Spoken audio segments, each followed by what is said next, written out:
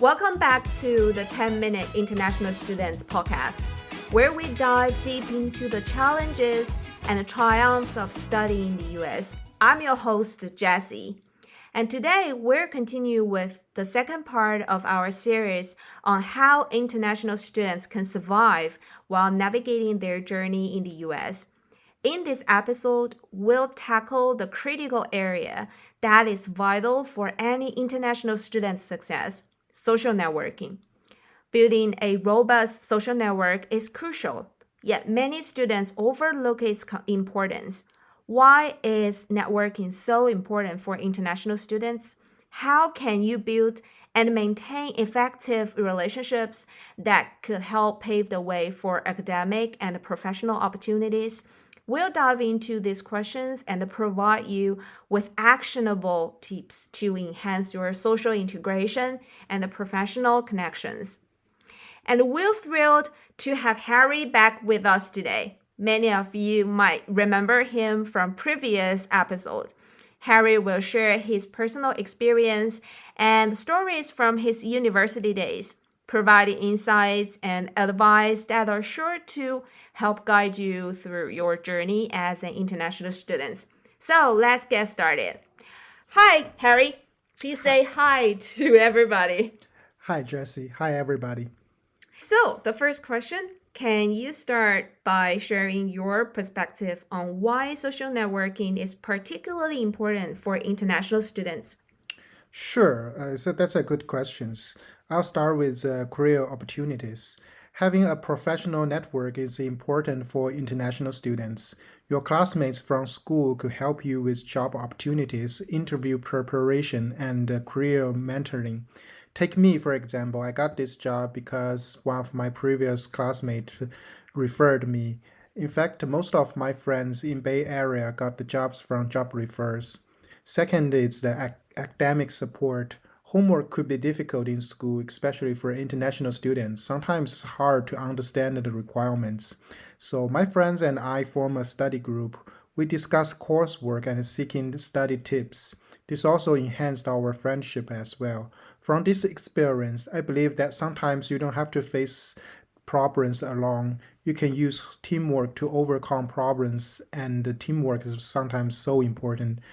The third is about the daily life support. As an international students, we move to a brand new environment. A lot of new things and challenges are coming to us. For example, how to sort out your bank account, how to apply for SSN, how to commute to grocery. I remember I had a difficult time figuring out quarters and dimes when I arrived in US. But my friends offered me a great help when I arrived in.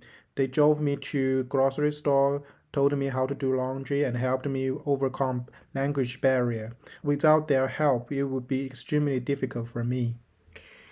Well, in terms of building a network, what strategies did you find most effective for building a social network in new countries?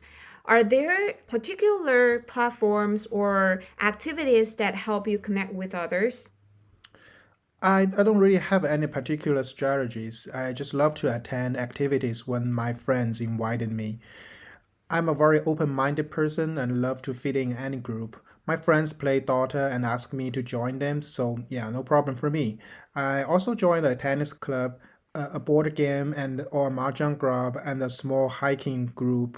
These groups helps me meet new friends and build up connections between new students from different majors and backgrounds. Yeah, friends are very important. So, how has social networking influenced your professional opportunities or career path? Can you discuss any direct benefits you've received from your connections? Yeah, like I mentioned before, I got this job, my current job, because of job referral from my classmates. Job ref is a very effective way to get an actual interview. You may slow your resume to dozens of companies, and only a few of them would actually reply to you. This is very normal because HRs receive hundreds of resumes as well. Their time spent on your resume is very limited. If your resume doesn't have keywords to pick up their interests, you are likely to be ignored. But job referral is different. It's like an expressway to interview. Because of your friend's referral, HR will at least give you a phone call interview due to the respect of the person referred you. So social networks, especially in professional areas, are so important. Yeah, I'm totally related. And I would like to talk about my own experience. Even though I am an international student who has been in the US less than 3 months, I know deeply how powerful social networking can be for job hunting. And when I applied for an on campus part time job last month, I sent out loads of resumes and only ended up with one interview. Luckily, I did get the job in the end. Through these processes, I learned that having a referral can significantly ease the challenge of landing interviews. And this is largely because people tend to trust candidates who come recommended by someone they know. So I decided to take a more proactive approach by reaching out to people in my network who were already established in fields I'm interested in. And I started attending more university events, joined some clubs relevant to my career goals, hoping to expand my professional network and improve my visibility in the job market. So, what advice would you give to new international students about building and maintaining a social network? And what are some common pitfalls they should try to avoid? My advice would be polite and open minded. Don't be shy about making friends. Offer helps to other friends if you could. Help build up a community where people help each other. As for the pitfalls you mentioned, I say try to build your friendship on mutual trust, not on the benefits. Well, in what ways has social media impacted your ability to network and integrate into the local community abroad? Oh, I don't think social media plays a very important role in social networks. I personally would prefer in person activities.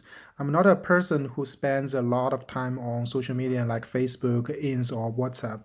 Social media just gives me updates of my friend. That's it. Maybe you have some insights into it, Jesse.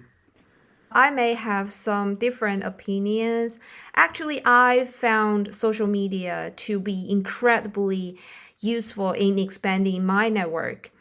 When I applied to the University of San Francisco, I was eager for guidance from people with experience at the institution, but didn't personally know anyone affiliated with the university. So I turned to social media to see if any alumni had shared their experience with applying to USF.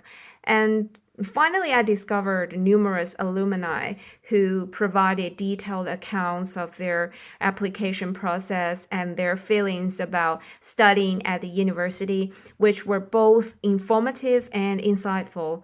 And whenever I encountered a problem during my application process, I would reach out on social media for advice. And the community was very warm hearted and eager to help. And thanks to their generous assistance, I successfully managed to enroll at the university. So, the last question: how do you navigate the cultural differences in social networking when interacting with peers from different backgrounds?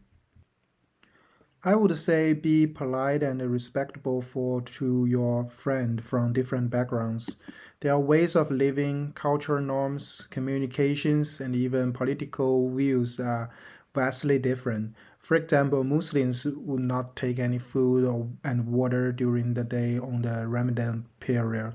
Chinese would say no to the host when they will provide food because of courtesy, but they actually means yes. This doesn't mean you cannot work with each other. People are born differently. We should learn to put aside our disagreement and focus on working together. Thank you. Thank you for joining us today on the 10-Minute International Students Podcast. We've had an insightful discussion with Harry about the crucial role of social networking for international students navigating their journey in the US, from finding on campus jobs to understanding cultural nuances. It's clear that building and maintaining a robust network is essential. And Harry shared how networking provided him not only with academic and daily life support, but also significant career opportunities through referrals. He emphasized the importance of being open minded and proactive in attending various activities, which helped him integrate into new environments and connect with people from diverse backgrounds. As we wrap up, remember that building a social network requires effort and openness, but can be incredibly rewarding. Engaging in campus life, participate in diverse activities, and most importantly, be willing to help others just as you seek their support. Avoid building relationships based solely on benefits and strive for genuine connections that respect cultural differences and embrace diversity. Join us in our next episode where we'll continue to provide practical advice and real-life stories that help international students thrive in the US. Until then, keep fostering those connections and making the most of your international students' experience. Thank you for listening and goodbye. Goodbye, everyone.